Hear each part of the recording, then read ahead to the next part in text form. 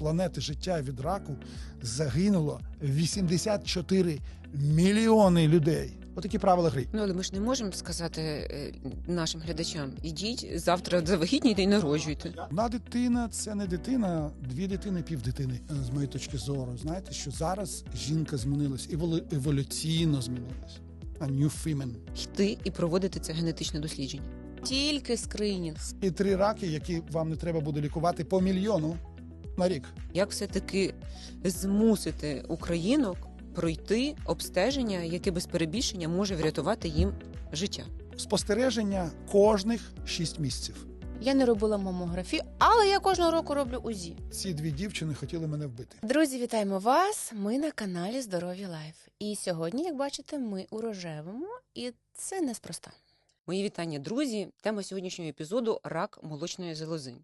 Міжнародним символом щодо інформації і інформування суспільства щодо цього захворювання є рожева стрічка. А місяць жовтень є місяцем всесвітньої боротьби проти раку молочної залози.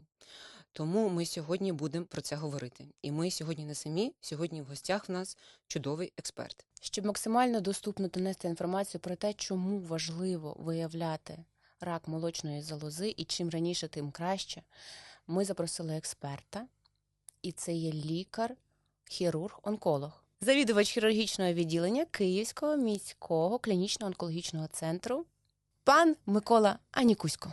Доброго дня.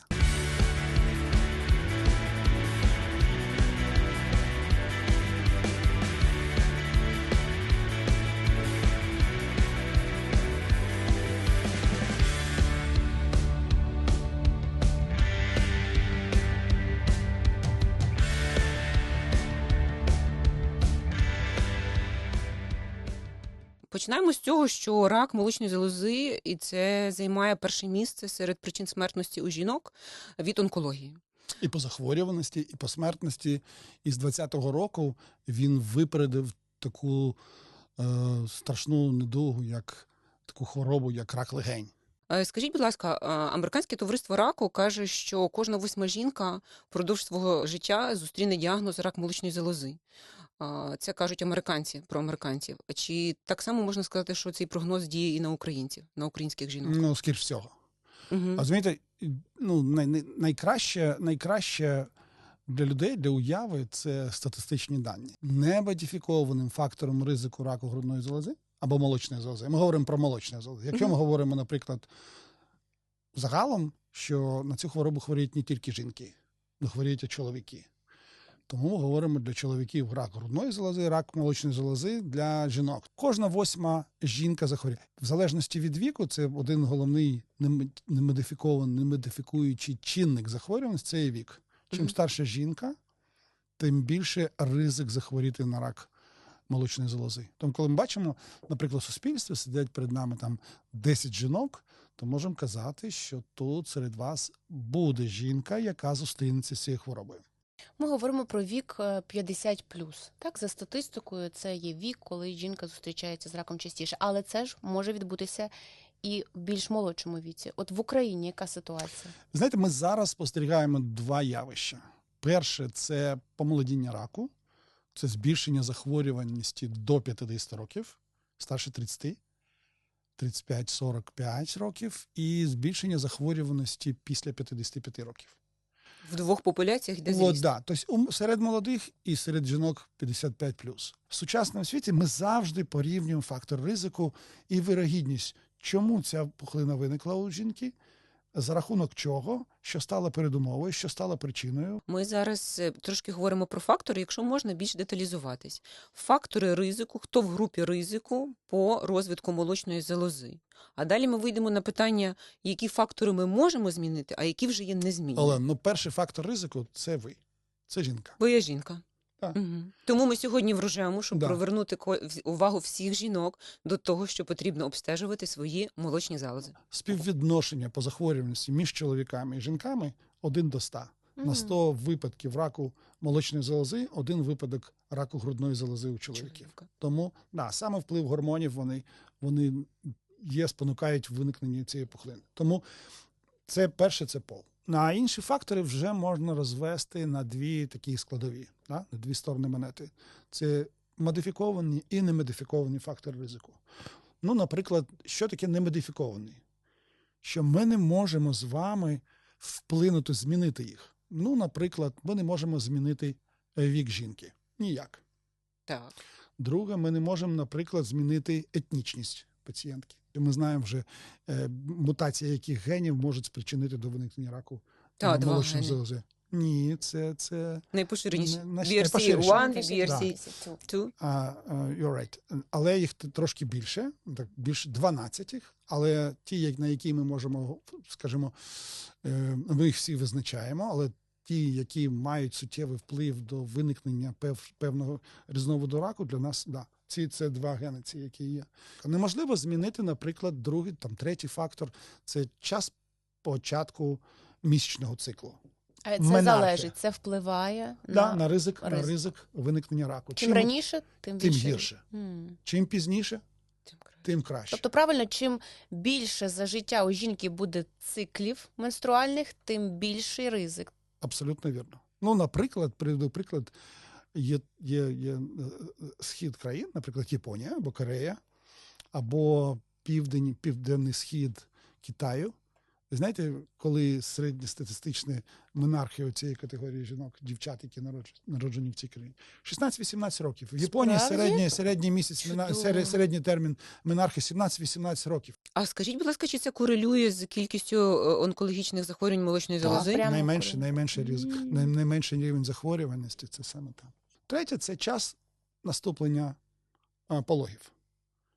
Ну, якщо ми оцінюємо жінку, ми не можемо модифікувати. Якщо вона його народила, дитину народила в 30 років, ми ж нічого не змінимо. Це неможливо вже модифікувати. Я народила першу в 36. Бачите? Ось про це поговоримо, це дуже важливо. Бо це суттєво впливає на ваше життя, на вашу перспективу, скажімо так. Угу. Штовхнутися за ці хвороби. Не тільки по першим пологам, але це цей фактор, який ми приймаємо до уваги. Ось такі речі, вони відносяться до немодифікуючих. Є модифікуючі. Модифікуючі – це, наприклад, прийом гормональних препаратів. Можна модифікувати. Це вживання алкоголю, наприклад, паління. Це високоенергетична їжа. Це Прості вуглеводи. Вживання, да, тобто дуже багато цукру. Ну, не сам цукор, але спосіб життя, вживання дуже багато солодкого. Вуглеводної дієти. Малорухомий спосіб життя, психоемоційне навантаження. Ну, ви відчуваєте, що на кого це схоже? На людину, що мешкає в місті. Все це модифікуємо фактори ризику, їх можна змінити, але вони впливають на ризик з тим, що вони можуть з нами познайомитись. І це буде непогано, якщо вони будуть розуміти, Я в групі дещо ризику. змінилось, і це треба враховувати. Знаєте, ми зараз вводимо таку дуже важливу річ, з моєї точки зору, знаєте, що зараз жінка змінилась, еволюційно змінилась. New female, нова жінка. Чому змінився спосіб життя? Були декілька чинників. Перший чинник. Люди рано були одружені, рано виходили, створювали родину, перше. Друге, раннє наступлення першої вагітності. Третє, народжували дуже багато. 3-4 дитини – це абсолютно... А кожна наступна вагітність знижує ризик? В певному сенсі так. Але вона зменшує кількість місячного циклу, менше менструацій. Тому якщо ми побачимо, як це відбувалось і що це спонукало. Ну, по-перше, було дуже важливий чинник 16, 17, 18 сторіччя, початок 19 сторіччя. Не було медицини в тому сенсі, який ми зараз вкладаємо. Не було хірургії, не було антибіотиків, не було знеболюючих, не було засобів для проведення наркозу, наприклад. Тому люба важка пневмонія – це була смерть. Любий холецистит – це була смерть. Люба виразкова хвороба проводна – це була смерть. Любий непрохідність – це була смерть. Любі маткові кровотечі призвело до смерті. Тому люди вмирали. Дуже багато вмирало. Знову повертаюсь до моєї бабусі, вона казала, що моїй мамі, що одна дитина – це не дитина, 2 дитини – півдитини. 3 дитини – це одна дитина. Це говорить про те, що Висока дуже математика. багато жінок втрачали своїх дітей від тих чи інших хвороб. Народжували багато, щоб дати успадкувати те, що майно своє та інше, щоб комусь це передати. Щоб зберегти рід. Так, Щоб хтось один точно зберіг цей рід. так. Я підвожу до того, Так, я хочу що найбільша захворюваність серед урбанізованих людей, що мешкають в місті, і менше тих, що мешкають в селі. Більш раніший період статевого життя, початок, а раніше пологи, і, як правило, це не одна дитина. Молочна залоза, коли жінка народжується, вона до наступлення першої вагітності не знає свою функцію. Вона не закінчує своє остаточне формування, поки на неї не будуть впливати певні гормони. Це гістогени, які виробляються в плаценті при тривалому, і годування грудьми, лактація. Тоді в молочній залозі залишається саме та необхідна кількість залозистої тканини, що необхідна, щоб виробляти молоко і годувати потомство. Все. А інша тканина, вона є такий термін, називається анаїкіс. Вона розсмоктується. Жінки це не люблять, бо це візуально не дуже естетично. Вони кажуть, післяродова атрофія, так звана, медичний термін. Післяродова атрофія, вони не люблять. Груди трошки обвисають, і це естетично. Я б хотіла повернутися. З точки зору естетики, можливо. Це перцепція персональна. Але з точки зору біології і онкології саме, це найкраще, що природа може, що творець може подарувати жінці. Раннє наступлення вагітності, раннє виникнення наїкіс, спеціалізація тканини. Уявіть собі, вам 36 років, а ви ні разу не відкривали очі. Діти підземелля були якісь. Осліпнути може. Що ми прикладаємо це на сучасне життя, то тенденція така, що в принципі жінки не будуть народжувати раніше, а скоріш пізніше ми будемо підтягуватись до Європи, Америки. Тому цей фактор, це треба прийняти, так буде. Ніка, в мене нема тут, опанувати я вам не буду. Є статистика, знову повертаємося до цифр. Є така жінка, є такі жінки, які ніколи не народжували в своєму житті. По певним причинам. Наприклад, монахині. Або соціальне, не знайшла чоловіка там. Буває ж таке. Не народжувала. А зараз є якісь тенденції, що не бажають народжувати. Ми їх називаємо не рожавши, жінки. От ми порівнюємо ті, хто народили 20 років, і ті, хто не народжували. Ми знаємо статистично, що жінка, яка не народжувала протягом свого життя, має на 30% збільшений ризик раку молочної залози в порівнянні з жінкою, що народила до 20 років. Але ми ж не можемо сказати нашим глядачам, ідіть завтра завагітніти і народжуйте. А я хочу підвести, знаєте, це як фундамент до нашої подальшої розмови. Так. Тому якщо жінка народила до 25 років, перша вагітність, до 25 років, у неї ризик раку трошки більше, ніж що народила до 20, але менше ж, ніж у жінки, що не народжувала. Якщо жінка народжує у вікні віковому від 25 до 35 років, у неї ризик раку такий же, що у жінки, яка ніколи не народжувала. А якщо перша вагітність і перші пологи після 35 років, у них ризик раку, ми спостерігаємо, це епідеміологічні, популяційні спостереження, у них ризик раку більше, ніж у жінки, що ніколи не народжувала. Більше, ніж за 30%. Отакі правила гри. І тому ми говоримо про Америку, ми казали про Америку, знаєте, я теж можу казати, а ось там хтось їздить з швидкістю 300 км в час. Мабуть, якщо певні дороги, певні машини, є певні умови. Вони прийняли цей спосіб життя, але вони всі працюють, вони вчаться, і вони всі. Страхова медицина, вона заставляє вас обстежуватись. Да, ти народиш після 30-35 років, але ти під постійним контролем. Ти вимушена Ти вимушена робити обстеження, тебе страхова компанія заведе. Інше тобі ніхто не підпише. Підписуйтесь на наш канал, ставте вподобайку і поставте дзвіночок, щоб ви не пропустили наші нові відео. Є такий інститут демографії, який очолює дуже поважно, я дуже її поважаю, Елла Любянова. І вона робить статистичну звітність по Україні. Середній вік наступлення першої вагітності в Україні 27,4. А відповідно, на 30% всі дівчата, що мешкають у нас, мають підвищений ризик. Беручи до уваги, що ми живемо зараз в еру доказової медицини, і ми можемо і знаємо, що лікування настільки дороге, ми скеровуємо наші зусилля на профілактику і скринінгову програму. Раннє виявлення. Да. Там перша стадія, наприклад, лікування, вона обходить десь приблизно 100-150 тисяч доларів. І вона завершується протягом цього року розпочатку. Друга стадія, там, в залежності від молекулярного портрету, це може бути 250 до 350 тисяч доларів США. І вона закінчиться протягом року, наприклад. Там третя стадія, вона може вже потребувати лікування до мільйона.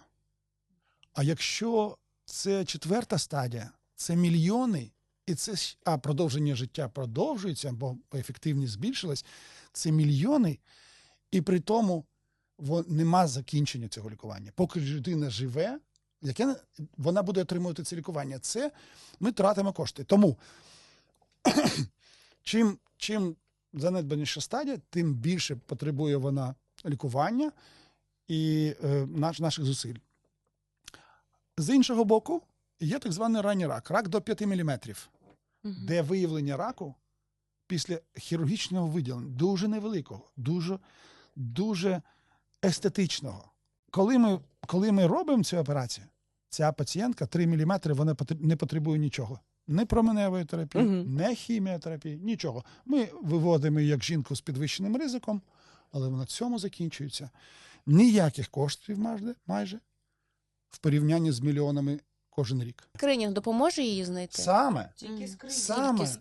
Тільки скринінг. Саме. Чому ми говоримо? Оці скринінгові програми саме скеровані обстежувати жінок, які не мають яких скарг. Бо є діагностична мамографія, це те, що, наприклад, мені треба зробити для пацієнтки, для того, щоб я з'ясував, чи там все нормально, чи ні. Якщо у неї є якісь скарги, або у мене якісь підозри, або якісь знахідки, я зроблю цю мамографію, направлю, скерую її до медичного радіолога, синолога, і він зробить нам це дослідження, я побачу, чи все нормально, чи ні. Але скринінг – це жінка, у якої немає ніяких скарг, абсолютно, вона має середній популяційний ризик, вона не приймає гормони, у неї немає там внутрішньоматочної спіралі гормональної, чи не обтяжений сімейний анамнез, і вона народила своєчасно. Просто вона досягла певного віку, і вона мусить це зробити. На 1000 виконаних мамографій ми знайдемо приблизно 80 доброякісних знахідок, доброякісних пухлин. З них ми виконаємо приблизно там 15-20 трипан біопсій. І ми виявимо 3 раку або інсіту, або до 5 мм, де лікування дуже просте і дуже легке. 3. Тому вартість 3 життів на одній чаші вагів і вартість 1000 мамографій. Уявимо себе НСЗУ, проплачує там 500-600 гривень за мамографію, 500 тисяч і 3 раки, які вам не треба буде лікувати по мільйону на рік. Це вже ви відчуваєте? Всі розвинуті країни тому і роблять так. Прораховується, розумієш? Це нас спонукає приймати певні кроки. Молочна залоза, ми говоримо, що вона така чутлива, да, це ерогенний орган, але, як і декілька органів організму, вся іннервація знаходиться тільки в конверті. Це сосок, шкіра і декілька стволів нервів. А сама молочна залоза, вона не має внутрішньо, не має нервових закінчень. Тому в 83% початковий перебіг хвороби немає яких симптомів. А от давайте тепер про генетичний фактор. Наприклад, жінка знає, що її мама померла від раку молочної залози. Тепер ми знаємо, що є певні тести генетичні, які можна зробити. І, наприклад, вони підтверджують, що цей ген також у вас мутований і, значить, є ризик у вас так само. І оця історія, щоб зробити профілактичну мастектомію, чи це доцільно, чи треба спостерігатися, чи треба робити тест всім, чи не всім. Отак, якщо так чітко ви поділите. Дивіться,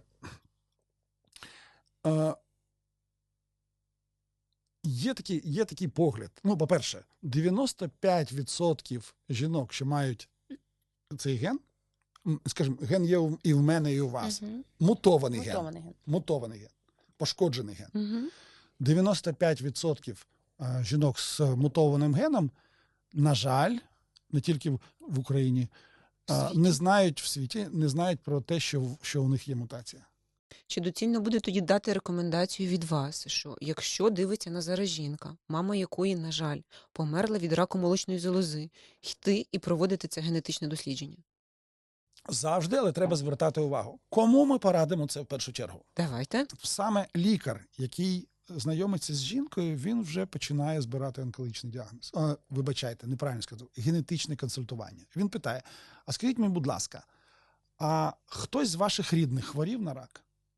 Рідні це тільки мама, бабуся, чи це вже, наприклад, сестри, мама? Ні, це ми говоримо, якщо приходить жінка, починає, у мого чоловіка, не чоловіка. Чоловік – це генетична гетерогенна річ. Інше. Маємо на увазі. Ваш батько, ваша мати, ваш дідусь, бабусь по лінії матері, дідусь, бабусь по лінії батька, сестри дідуся і бабусі по двом цим лініям, їх рідні, відповідно, це двоюродні там сестри, двоюродні брати, троюродні сестри, троюродні брати. Але в цьому житті все коштує. І просто так прийти і залишити, наприклад, там 7-8 тисяч гривень для того, щоб зробити тестування, це не дешево. Ми призначаємо цей тест в першу чергу там, де вірогідність визначення може вплинути на спостереження хворої, на діагностику цієї, не хворої жінки. Ми говоримо про хворих. Це може жінка, яка прийде до вас абсолютно здорова, їй там 20 років, і вона каже, ви знаєте, у мене там мама в 45 років померла від раку яйників або раку молочної залози, і її у сестри був, наприклад, рак молочної залози, а у діда був рак передміхрової залози. Все, тут треба тестувати. Скринінг у них починається не по віку, теж з віком пов'язане, але з 25 років. Пробачте, носії BRCA – це люди, в яких знайдено ген, Мутацію. мутований ген, BRCA1 або BRCA2. який з високою вірогідністю може призвести до дуже раку. високопенетрантний ген. І вони починають обстежуватись прямо рано. Раніше. Є 3 стріма таких, як ми слідкуємо за цими жінками. Від менш, не такий маргінальний, дуже маргінальний. Наприклад, спостереження. З 25 років ми починаємо спостерігати за цими хворими. Це клінічне обстеження, клініцисти приходять, мамографія, МРТ, бо мамографія все ж таки сучасне обладнання, воно менш шкідливе, скажімо, там радіаційне навантаження не суттєве, дуже маленьке. Навіть лаборант не виходить в іншу кімнату, стоїть в присутності жінки, що виконує. Просто за бромовним склом, все. Тому спостереження кожних 6 місяців. Пожиттєво. Кожних 6 місяців пожиттєво, починаючи з 25. З 25 років дівчина мусить спостерігатись з кожних 6 місяців. З 2005 по 2015 рік від раку, не молочної залози, а просто від раку. За ці 10 років, 2005-2015, з планети життя від раку загинуло 84 мільйони людей за 10 років. Місто Київ – 3 мільйона. 30 Києвів зникло за 10 років. Є певні чинники, їх 5, які можуть зменшити вірогідність виникнення раку не тільки грудної залози, і молочної залози в тому числі. Молочної залози, але і всіх видів раку. Яйників, щитовидної, шлунку, кишківника. Перерахуйте їх ще раз.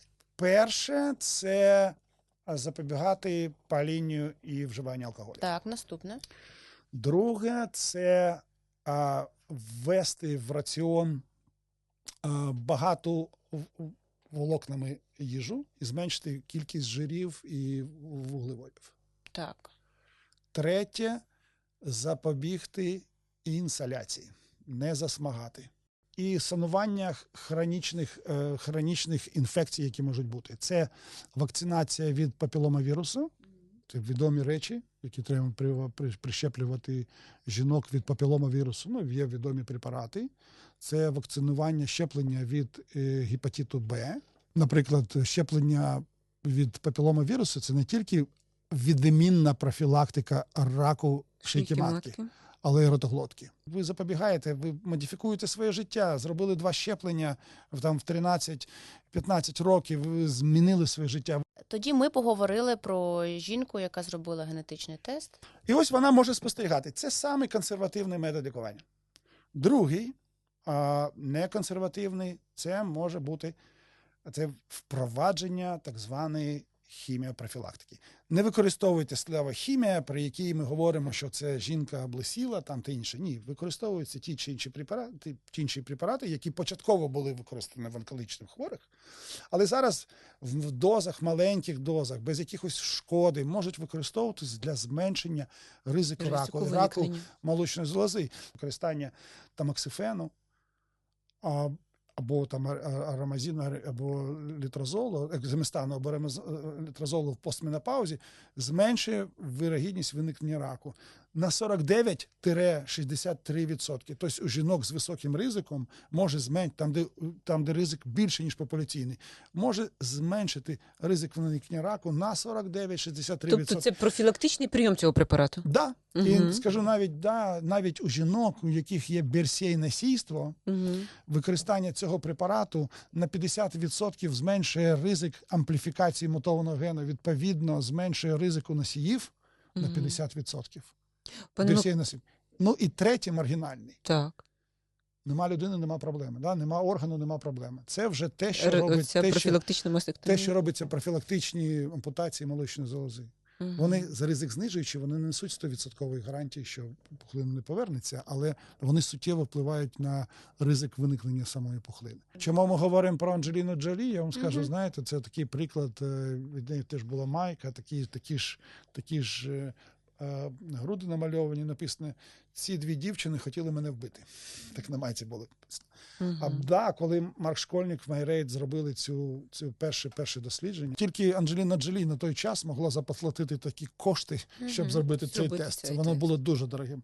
А потім Конгрес США сказав, на якій підставі ви можете обробити, комерціалізувати виконання тих чи інших генів. Ви ж їх не розробили. Ви ж їх не використовували. І тоді в 2001-2002 році, боюсь помилитись, був такий закон Мура в Сполучених Штатах, де зняли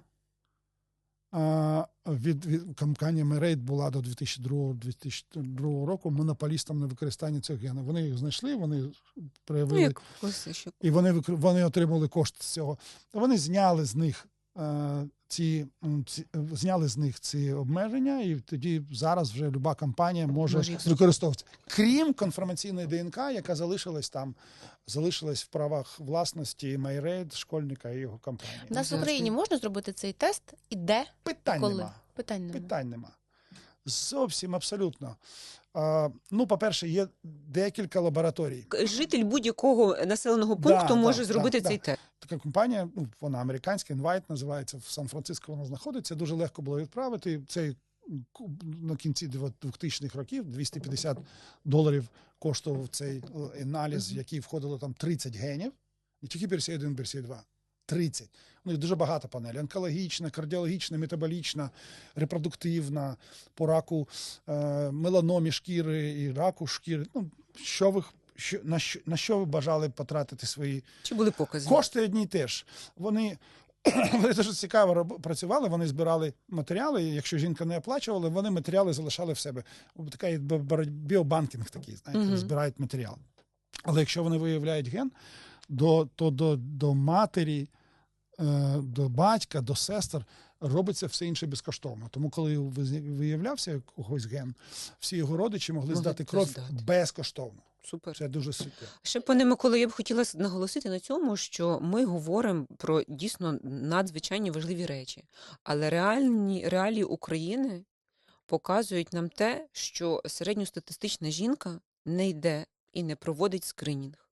І нам сьогодні треба подумати з вами, як все-таки змусити українок пройти обстеження, яке без перебільшення може врятувати їм життя. Ми вже почали з вами про це говорити. Так. Перше, тому що люба проблема, що виговорюється, вона перестає бути проблемою. Перше, цієї хвороби не треба стіснятись. Ну, знаєте, боюсь сказати. Ні. Друге, люба нежить, люба хвороба, що визначається на ранній стадії, вона як нежить. Тому рак, якщо він виникає, слухайте, і якщо його пролікувати, рак грудної залози, це зовсім ніяка проблема. Важливі, дуже важливі сьогодні слова. Да. Якщо виявити рак молочної залози на 100% максимально... виліковна хвороба. Тому люба хвороба, якщо нехтувати, не робити нічого, зволікати, використовувати якісь міфи, то вона призведе до того, що да, тут фактор ризику, фактор часу дуже важливий. Тому не треба стіснятися, йти за медичною допомогою. Є 4 фактори ризику. Знаєте, я казав чи не казав, ну фактор ризику номер 1 – це всі люди кажуть, що ця хвороба невиліковна. Це не так. Абсолютно не так. Так. Це міфи, давайте скажемо. Це міфи, да. Чи є хвороба невиліковна? Маячня. Друге, що хворіють тільки бідні люди, люди з низько. Навіть з туберкульозом вже ми не вже так. про це казали. Так. Третє, що лікування, що рак це постійне біль і страждання. Ні. Тобто на ранній стадії ніякого болю, страждання Не буде, побачили, не забрали буде. і живи собі далі. І живіть собі 100 років. Навіть в паліативних межах, знаєте, є там рак передміхорової залози. Мітеран жив 24 роки з метастазами в кістки. Коштує дуже дорого. Лікувати рак – це щось неймовірне. Леся, чим раніше, тим дешевше. Абсолютно. Як казав Архімед, дайте мені точку опори і переверну вам світ. Так. Дайте мені пухлину до 5 мм, а я вам дам гарантію вилікування. Перше, для жінок, у яких розділимо, для жінок, у яких нема факторів ризику. Прекрасно.